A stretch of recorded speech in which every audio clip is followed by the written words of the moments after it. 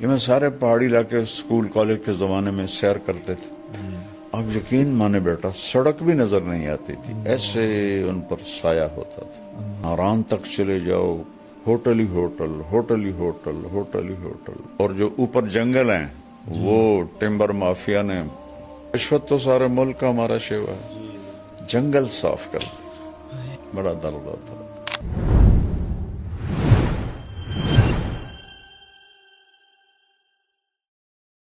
کہہ رہے مولانا صاحب آپ کے بہت چاہنے والے ہیں، پاکستان میں ہزاروں مساجد ہیں، بلکہ اگر لاکھوں بھی کہا جائے تو مبالغہ نہیں ہوگا. تو اگر آپ ان سے گزارش کریں اپنے انداز میں کہ اگر ہر مسجد اس کا اہتمام کرے کہ اپنے ارد گرد درخت لگائے تو ہم بہت بڑی خیر میں اپنا حصہ ڈال سکتے ہیں. بہت پیارا. اس نے سوال تو نہیں کیا، درخواست کی ہے. جی درخواست ماشاء اور اللہ. بہت ہی ضرورت ہے، بہت ہی اشد ضرورت جی. ہے. ٹمبر مافیا نے ہمارے پہاڑ صاف کر دی.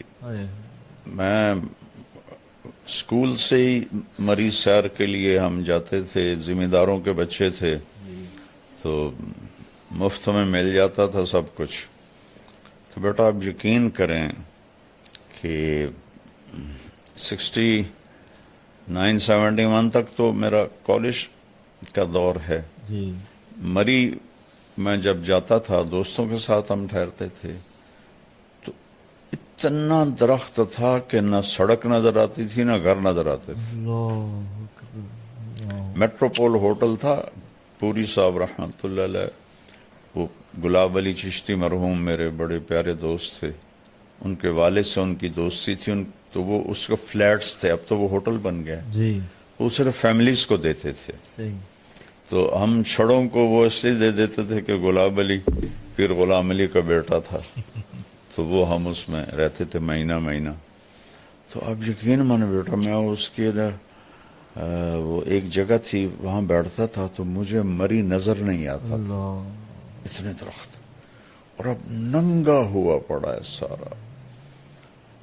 تو پیسے کی ہوس نے اپنے ہی ملک کا دشمن بنا دیا. درخت تو اللہ کی نعمت ہے. پہلے گھروں میں لگانا شروع کریں، جو کرا نا مسجد میں، جی پہلے گھروں میں لگائیں. بے شک.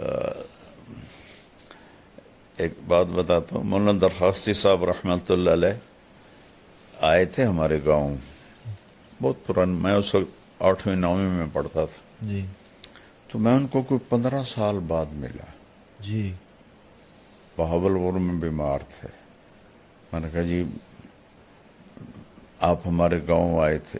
ان کا ایسا حافظہ تھا، ہاں پہچانتا ہوں آپ کے گاؤں میں درخت بہت زیادہ تھے اور آپ نے ہمیں مرچوں والا سالن کھلایا تھا. ہمارے بڑوں نے تو گاؤں کو ایسے کر دیا تھا کہ رئیس آباد نظر نہیں آتا تھا. اور یہ ہماری جو سڑک ہے یہ بڑے بڑے درختوں سے بھری ہوتی تھی. لیکن تو خود ہم اپنی جان کے دشمن بنے ہوئے ہیں. تو میں اس بچے کا شکر گزار ہوں اور اس کے ذریعے سے پوری قوم سے کہتا ہوں درخت اگاؤ، درخت اگاؤ، درخت اگاؤ. یہ جو ہمارے پرائیویٹ بناتے ہیں نا کالونیز، یہ بڑے ظالم ہیں. یہ انچ بیچنے کے چکر میں ہوتے ہیں. ان کو یہ نہیں ہوتا کہ کوئی سبزہ، کوئی گراؤنڈ، کوئی گرینری ہو، آکسیجن آئے. تو پوری قوم مجرم ہے اس میں بیٹا، پوری قوم مجرم. شیخ زاید بن سلطان نے ریت کو نخلستان بنا دیا. تو یہاں تو نخلستان تھا. یہ میں سارے پہاڑی علاقے اسکول کالج کے زمانے میں سیر کرتے تھے. اب یقین مانے بیٹا سڑک بھی نظر نہیں آتی تھی، ایسے ان پر سایہ ہوتا تھا. اور ناران تک چلے جاؤ، آگے تک چلے جاؤ، ہوٹل ہی ہوٹل، ہوٹل ہی ہوٹل، ہوٹل ہی ہوٹل. اور جو اوپر جنگل ہیں وہ ٹمبر مافیا نے جنگل کے کیا اس کو کہتے ہیں افسران ساز اور رشوت تو سارے ملک کا ہمارا شیوا ہے. جنگل صاف کر دے, بڑا درد ہوتا. زہر بھائی آپ کا شکریہ, آپ کی بڑی اچھی سجیشن تھی. بے شک اس میں ملک کا, قوم کا فائدہ ہے.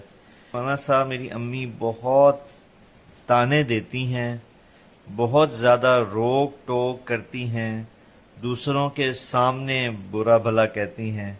کبھی کبھی تنگ آ کے میں ان کے آگے بھی بول پڑتی ہوں اور بدتمیزی بھی ہو جاتی ہے. پھر وہ مجھے بددعائیں دیتی ہیں کہ تیری نماز قبول نہیں ہوگی, تیری عبادت قبول نہیں ہوگی. تو پلیز آپ مجھے گائیڈ کریں کہ مجھے کیا کرنا چاہیے. اور ساتھ یہ بھی لکھا انہوں نے کہ امی آپ کے بہت بیان سنتی ہیں. تو یہ بابا ایک کامن مسئلہ ہے.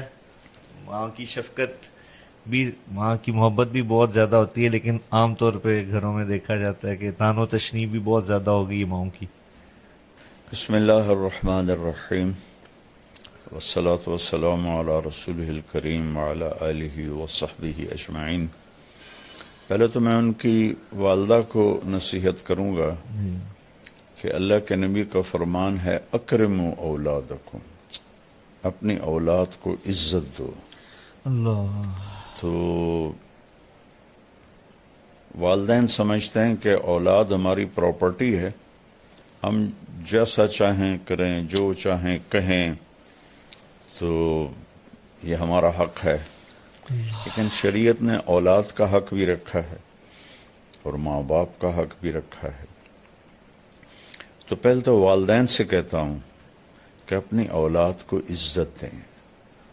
یہ طعنہ دینا یہ بچوں کو مار دیتا ہے, اور آپ اپنے ہاتھوں سے اپنی اولاد کے دل سے اپنی محبت کے چراغ بجھا دیتے ہیں, اور وہ بجھے ہوئے چراغ پھر نہیں جلتا, ظاہرداری رہ جاتی ہے, اندر کی محبت ختم ہو جاتی ہے.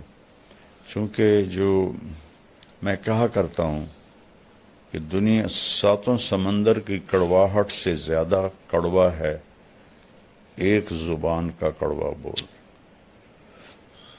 پوری دنیا کی شہد کٹھے کروں تو ان کے مٹھاس سے زیادہ میٹھا ہے زبان کا ایک میٹھا بول.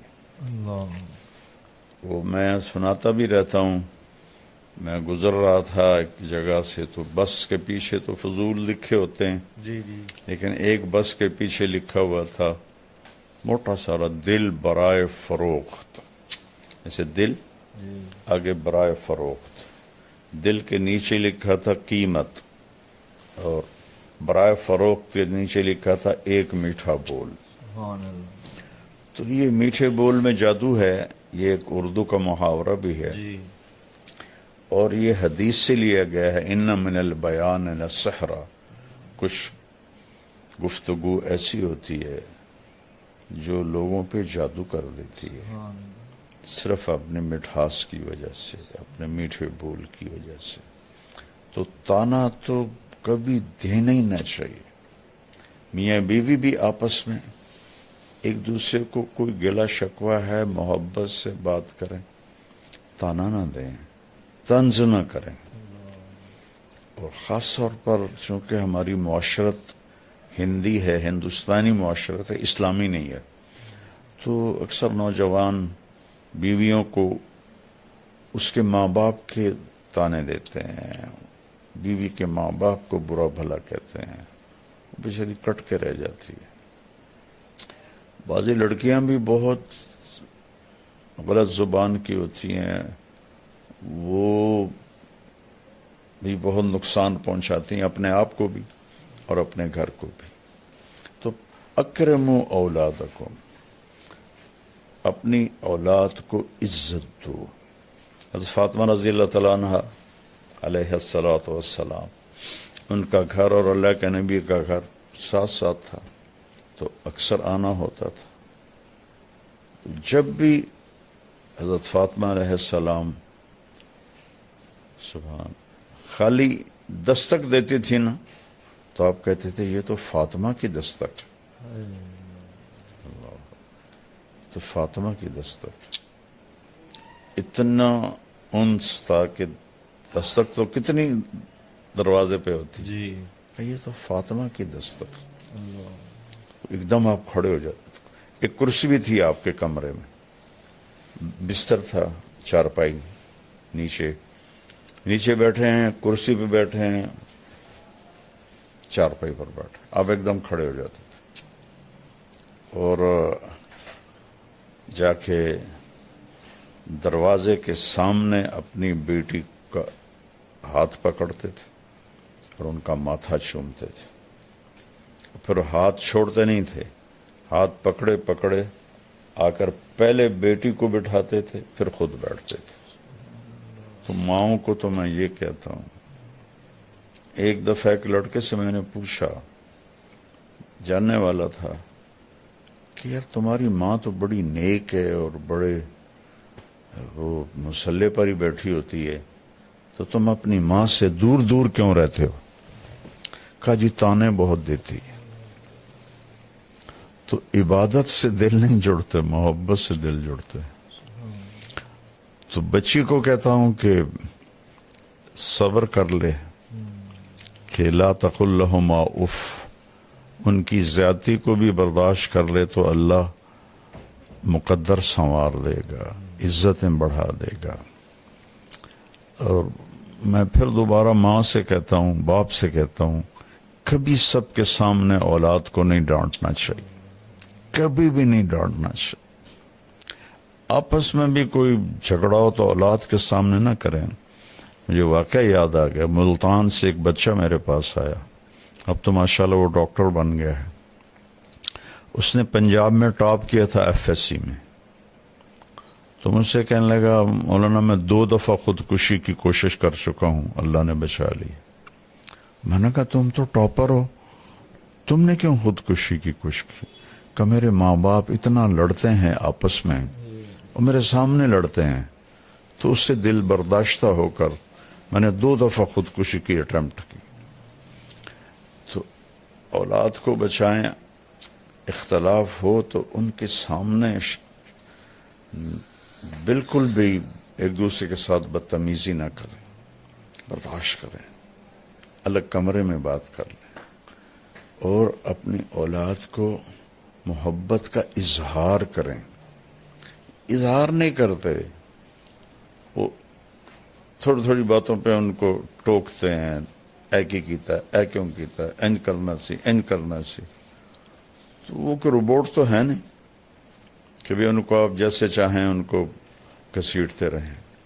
تو بیٹی سے بھی کہتا ہوں کہ چپ کر جایا کرے, جواب نہ دیا کرے, کیونکہ اللہ کا فرمان ہے لا تقل لہما اف, اف بھی نہ کرو. تو اس لیے صبر کرے تو زیادہ بہتر ہے, اور اللہ سے مانگے کہ اللہ اس کی ماں کا دل نرم کر دے. جی اگلا ہمارے ساتھ کامران بھائی ہیں. یہ کہتے ہیں کہ جی میری درخواست ہے کہ آپ ماشاءاللہ آپ کی جو نصیحت بیانات ہم بہت شوق سے سنتے ہیں, لیکن ایک بڑا اچھا ان کی سجیشن بھی ہے اور گزارش بھی.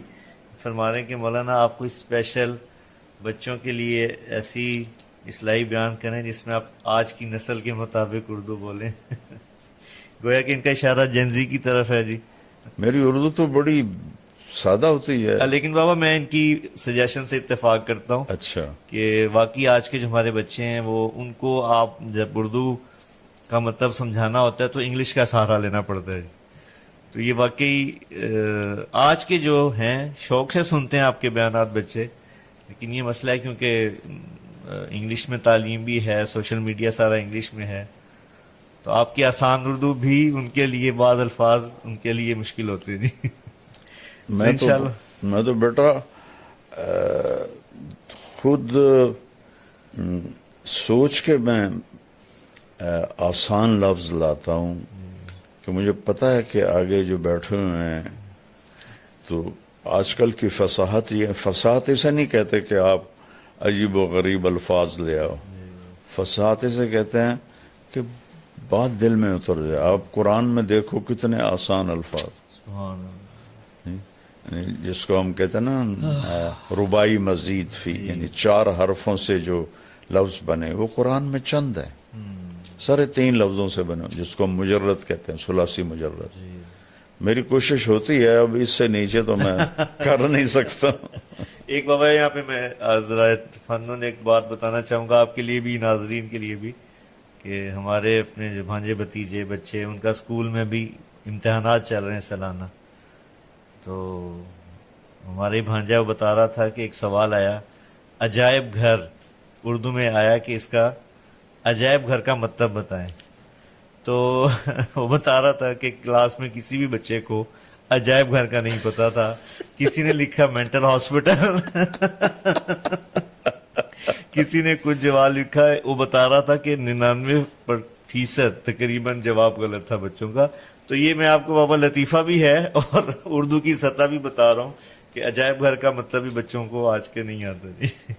یہ تو ہمارے بیٹے پالیسی بنانے والوں کا ظلم ہے جی جی کہ بھلا کبھی کوئی قوم پرائی زبان پہ بھی ترقی کرتی ہے.